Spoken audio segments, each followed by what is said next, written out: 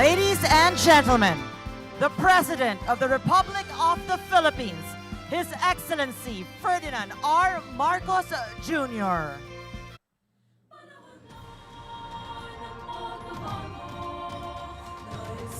The President will now have a tour and inspection on our Negosyo at Trabaho booths.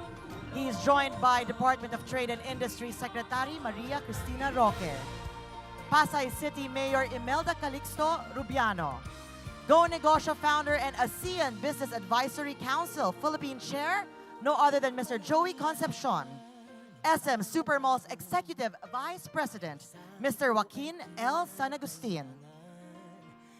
The Negosyo at Trabaho booths include the following.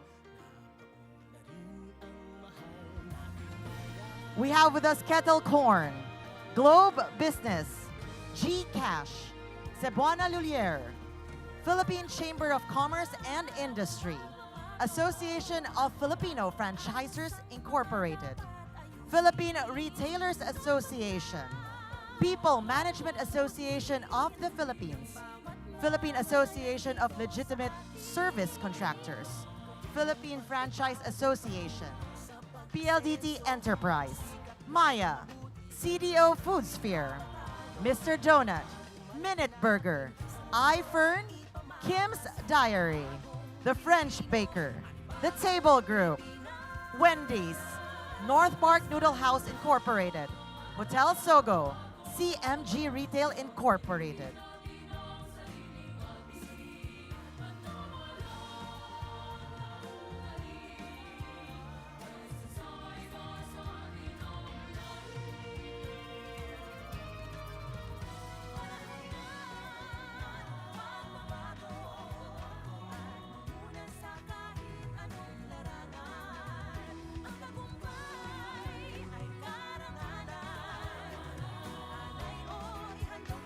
Ladies and gentlemen, mayroon din po tayong Government Express booths. Ang government services ay isang one-stop shop para sa ating mga job seekers na nangangailangan ng pre-employment services tulad ng Department of Migrant Workers, Philippine Statistics Authority, National Bureau of Investigation, PhilHealth, Bureau of Internal Revenue, Social Security System at Pag-ibig Fund.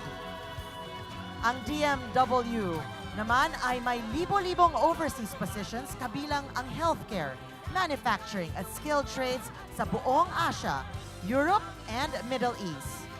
PSA, of course, for essential documents such as birth certificate and marriage certificate. NBI for NBI clearance certification. PhilHealth for membership instant registration. Membership updates, ID issuance, and orientations on benefits. NBIR for TIN issuance. Ang SSS naman ay para sa membership registration. At ang Pag-ibig ay nag-aalok ng online membership registration, MP2 savings at Pag-ibig loyalty card. BDO Network Bank Incorporated, Bank of Makati, A Savings Bank Incorporated, Whiteport Incorporated, Foundever.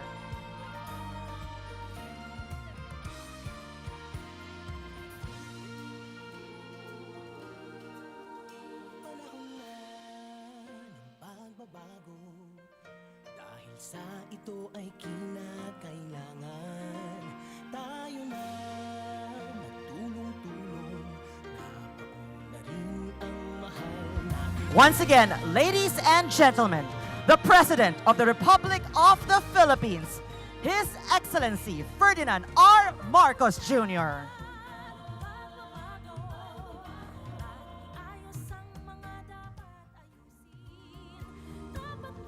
We may now be seated.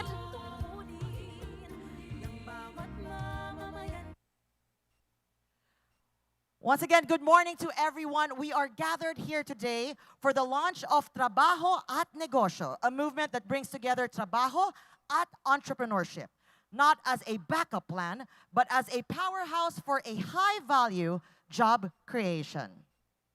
To deliver the opening message, may we call on the founder of Go Negosyo and chairman of the Private Sector Advisory Council Lead for Jobs and ASEAN Business Advisory Council Philippines, no other than Mr. Joey Concepcion.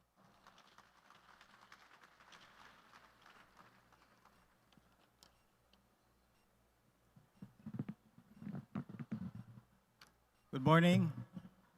First of all, I'd like to greet our President, BBM Marcos. Mr. President, thank you for coming today. This is a very special event that we're putting up. And I know you've been very passionate in trying to generate more jobs for our countrymen. Of course, Secretary Roque, one of the most hardworking secretaries, a great partner with Negosyo. So, how did we envision to put two brands, basically, Trabaho at Negosyo? As I was sharing with my fellow ASEAN-back Council chairs, I felt that as we host the ASEAN, and this year we are the host until the end of our mid-November, it's very important that our hosting of ASEAN is inclusive. In other words, the events that we will be holding will not just be for big business. We would like to bring in our micro, small, and medium enterprise entrepreneurs to be part of ASEAN. And I believe that is the only pathway of making our country an inclusive country. In other words, prosperity for all. When we were discussing what event can we do, and among our advisors, we thought that maybe putting Trabaho at Negosyo becomes more powerful in the sense that a citizen of this country has basically two options: get a job, start a business. There's nothing else. Whether a job is working in the medical field or in selling, etc. So, Trabaho at Negosyo is very, very important. This should be our focus. In other words, hiring more people will help our country grow. Providing access to mentorship, money and market for our MSMEs is very critical because we don't want them to remain as micro and small. So as we host the ASEAN, many of our people will not understand what ASEAN is all about, especially those at the bottom of the pyramid.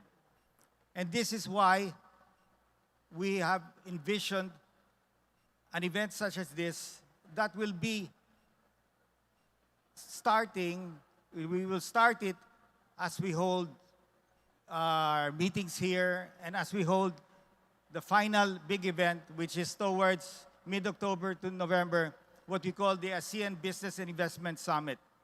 So aside from having these booths here in the different malls, whether it's SM, Ayala, Robinson, we will also put an LED in all of these events as you see today. This same model will be applied in the malls. We are very optimistic that the malls will support it because we want our Filipino citizens to see what is happening in ASEAN because they'll never be able to enter due to security. And number two, having handled ASEAN in the Philippines during Duterte's time, the cost of the tickets will be just too expensive. So this is why we said, let's put an LED in all the malls. Let's continue with Trabaho and Negosyo, which to me is very important. And I think we can make this ASEAN hosting not exclusive to us, big business. I mean, we are there, but we want our micro, small, and medium enterprises to also be inspired. And this is the way forward. So together with Chris Roque, Secretary Chris, who was also an entrepreneur, we will definitely put all our effort This, I would say, would be the last hosting of ASEAN this year. Next year, it will move to Singapore. So by the time it gets back to the Philippines, we will be 10 years older. So that's a different story. I don't know if we still have our memory. But seriously speaking, we are here. We want this ASEAN hosting to be inclusive to all, not just to us in big business. Thank you. Thank you very much, Mr. Joey Concepcion. And now to give us her message and introduce our guest of honor and keynote speaker, may we call on our very hardworking Trade and Industry Secretary, no other than Secretary Cristina Aldeguer Roque.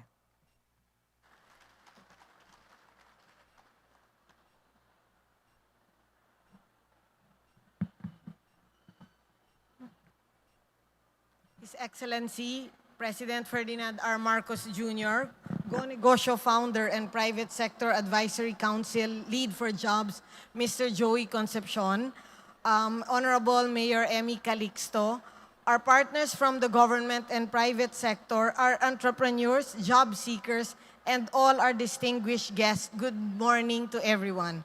At the DTI, we believe that opportunity should be available to all, especially to the micro, small, and medium enterprises, which comprises 99.5% of the business establishment, 64% of the labor force, and 62% of that is women. This is a sector that we definitely cannot ignore. We level up the MSMEs, and we grow actually the country. Napaka-importante po ang MSMEs. In each and every region, we have a lot of MSMEs that we need to actually assist. And the DTI is here to assist them as best as we can. Let us not forget na marami sa malalaking negosyo ngayon ay naging MSMEs din. Actually, SM is one of them also. We are here to assist you as best and as aggressive as we can. There are 18 regional offices nationwide, and we also have 1,400 negosyo centers nationwide. Pwede po tayong lumapit doon para matulungan namin kayo and makapagsimula kayong ng negosyo or mapaglago ang negosyo nyo. We have so much to offer, but you must take advantage of this. The regional offices and the negosyo centers hold the opportunities for each and every one of you. This actually starts from market access all the way sa pautang. Meron pa po kami para sa inyo. But you must take advantage of this. There's so much we can offer. You can actually join our free trade shows nationwide. We also have trade shows globally. So ang dami ng lumago, ang dami na ring negosyo ang nag-level up dahil sa pagsali sa trade shows. The trade shows have gained 207% in terms of sales, and our export is also up by 15%, the highest ever from the beginning of time. And this shows that the Philippine products are really ready for the global market. So again, this is all under the Marcos administration. So let's continue to support the different businesses para lumago po sila. We have also seen opportunities in the agriculture sector, and we must take advantage of this. The businesses, when the businesses levels up, even the MSMEs level up, there are jobs that it provides. So kailangan po natin magtulong-tulong. We definitely cannot do this alone. Now it's the National Women's Month. The DTI, through SB Corporation, which is a bank under DTI, has set aside 2 billion pesos for the women in business, women-led business, and women enterprises, and those women that want to start a business. This actually is 1 year no payment of principal and interest, all the way up to 5 million. And also, this is no collateral. So again, for those women that are in business, let's take advantage of this. Just go to sbcorp.gov.ph. Online po ang pag-apply dito. There are many opportunities from the Philippine government for you.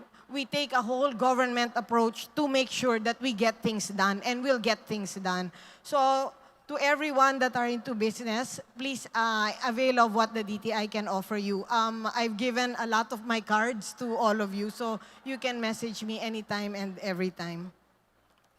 Nais po ng ating Pangulo, si Ferdinand R. Marcos Jr., a Philippines where opportunity is not a privilege for the few, but a right for every hardworking citizen.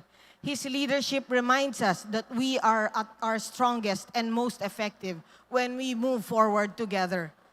And now, it is my distinct honor to introduce the leader who commits to strengthening small and medium enterprises and securing a better future for our nation. Ladies and gentlemen, the President of the Republic of the Philippines, His Excellency Ferdinand R. Marcos Jr.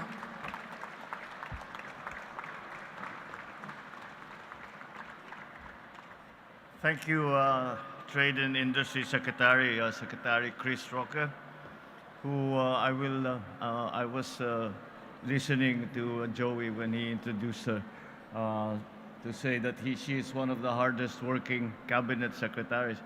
We should amend that one of the hardest working people that I know.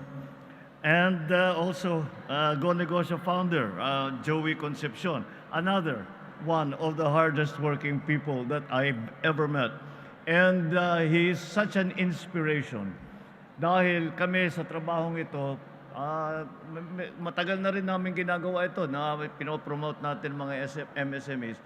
But Joey has been doing this for decades. And it is clearly a labor of love for him. And we should be very grateful to have champions for MSMEs like Joey.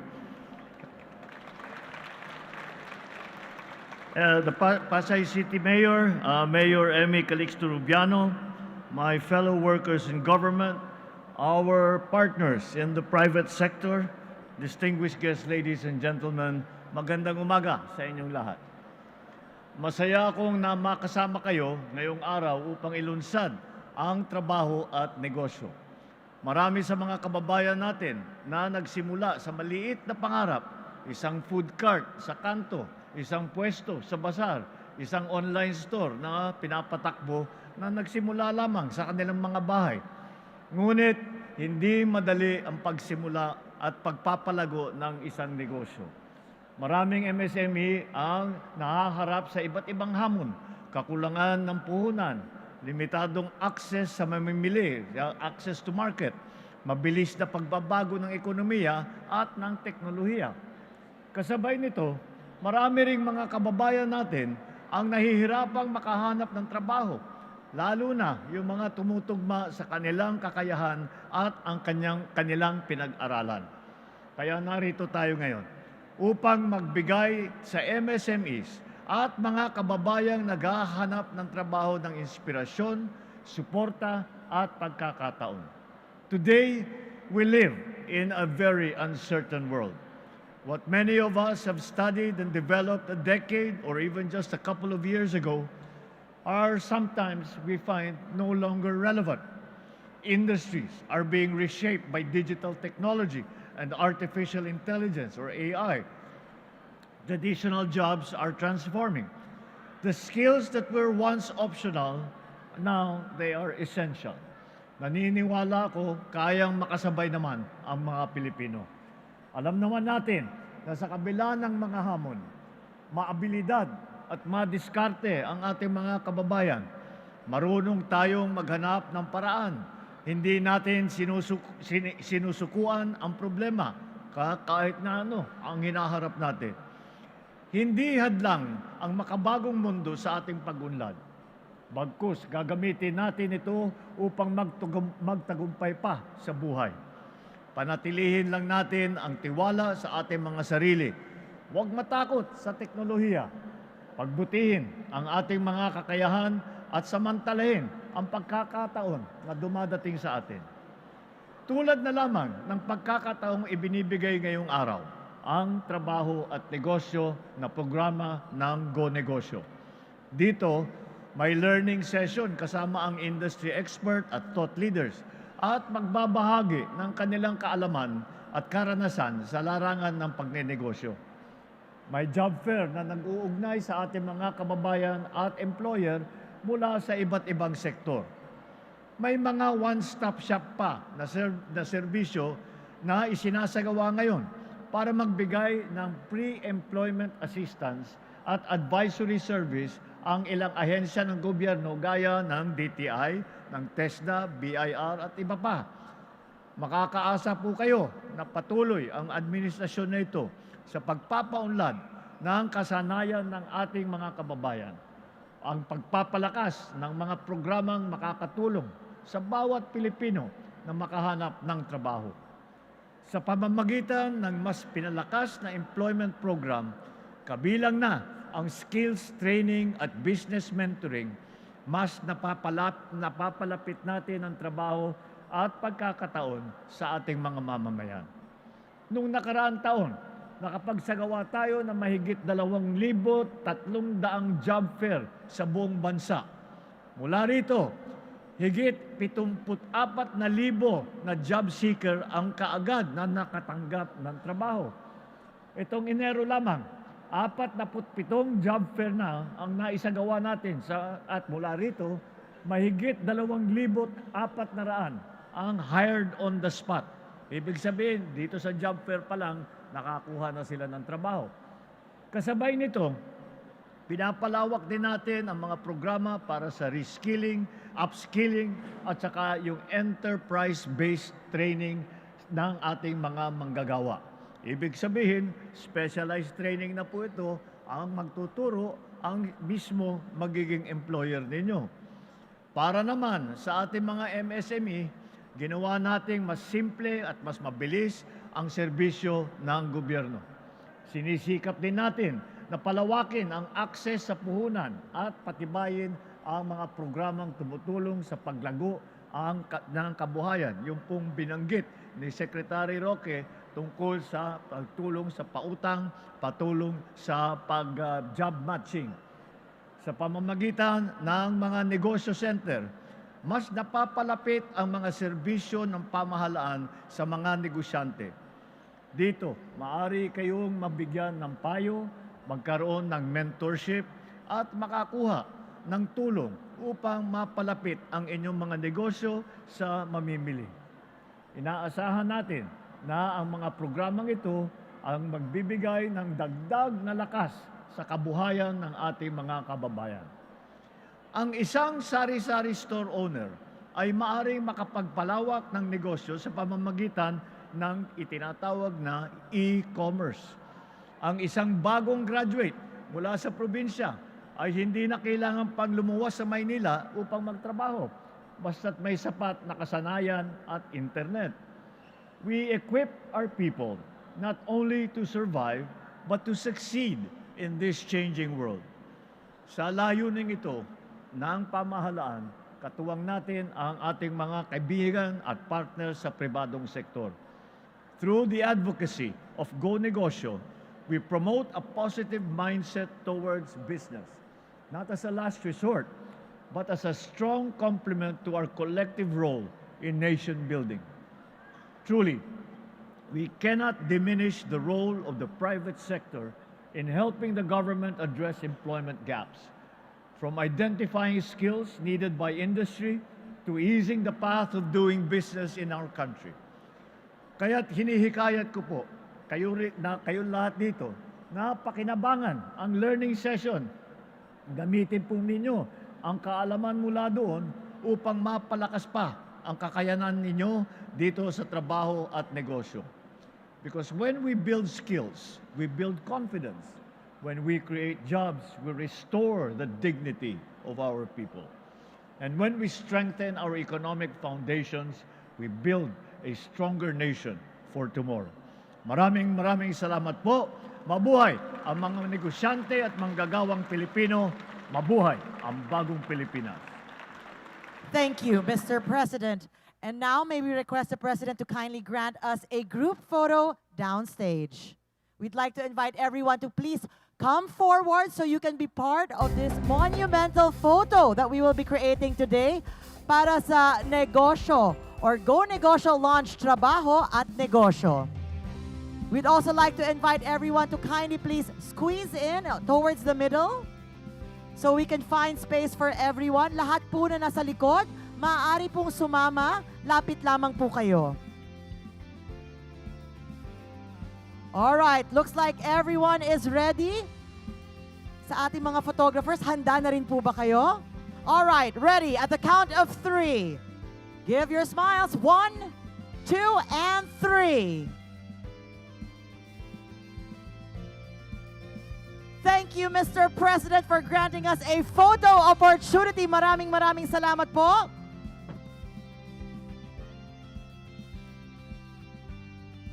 That concludes our program for today. Thank you, Mr. President, for gracing the launch of Trabaho at Negosyo. Once again, ladies and gentlemen, the President of the Republic of the Philippines, His Excellency Ferdinand R. Marcos Jr. Let's all give him a big round of applause, please.